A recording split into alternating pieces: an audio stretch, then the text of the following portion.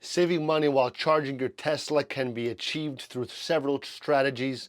Number one, utilize off-peak charging. So, charge your Tesla during off-peak hours when electricity rates are lower. Many utility companies offer reduced rates at night or on weekends, which can significantly lower your charging costs. Number two, use home charging. Install a home charging station, ideally within a level 2 charger. This allows you to charge overnight and often at a lower rate than public chargers. Number three, take advantage of free charging. Look for locations with free charging options. Some businesses, shopping centers, or superchargers may offer complimentary charging for customers. Number four, monitor charging habits. Use the Tesla app to monitor your charging patterns and adjust your habits to maximize efficiency.